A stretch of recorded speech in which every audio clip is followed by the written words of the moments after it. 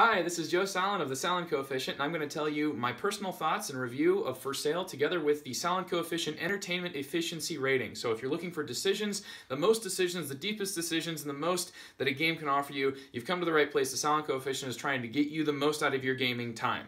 So, For Sale is a small auction game that is about buying properties and then selling them, and it utilizes a fairly simple auction, but that auction is very tight, and I'd say in a tight economy, that's when you really get to make tough decisions. So what For Sale really comes down to is about finding the right gap, like being on the right side of the big cutoff.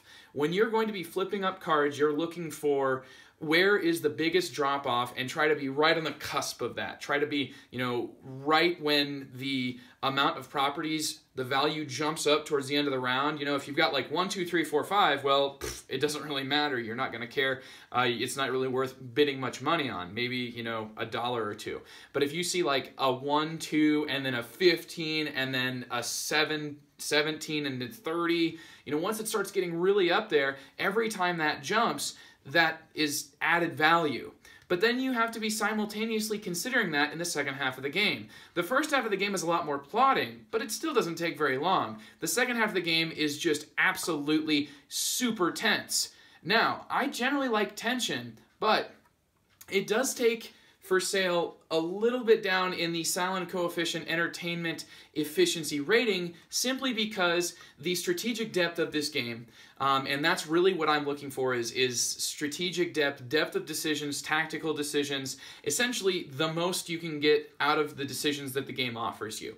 And I think that when everybody's playing simultaneously, that sort of blind bidding environment just knocks it down a little bit of a touch because, there's only so much information that you can glean, from memorizing what's in everybody's hands. So it's never going to get beyond that because you're blind bidding. Now, I don't generally dislike blind bidding in all types of games, but it is a huge part of the game here, and it's just something to understand. I think that the fact that you're getting so much of a time saved in that sort of blind bidding almost makes up for it, but it knocks it down just a touch. So the Sallen Coefficient is delivered on a scale of 1 through 10, and I can't even conceive of ever giving a modern hobby game much lower than like a 4.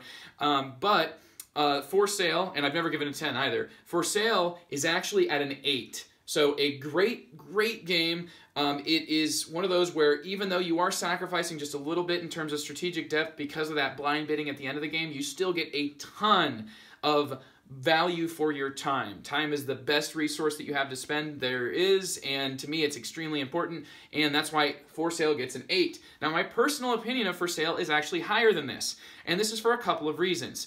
First of all, the idea of buying and selling properties is something that kids that I specifically have to teach this game to, or enjoy teaching this game to at the game group that I teach to, that involves a lot of non-gamers, a lot of people that aren't very familiar. They love the idea of buying and selling properties. This reminds them of Monopoly. It reminds them of the later editions of the Game of Life, where you actually had properties you were buying and selling, and the artwork is whimsical, and it has an absolutely ingenious touch to it in that every single card, though it's as simple as a number 1 through 30, involves somewhere on the house some sort of a pet.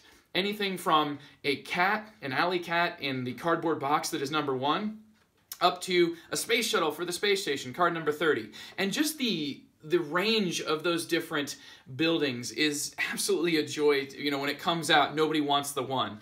And it's hilarious in the second half of the game when somebody has to sell a property for $0. So, like I said, it's a game that's really about shooting those gaps, but it's super quick, really gets you a lot of entertainment value for your money. That's why the Sallen Coefficient is an 8. My personal feelings are a little bit higher. I actually give this one a 9 because of those added things that I talked about, the production, the artwork, the way that it sucks people in, and just the idea is captivating, especially to mass market audience non-gamers. So that's my thoughts on the game of For Sale, and I hope you check out other videos in the Sallen Coefficient series.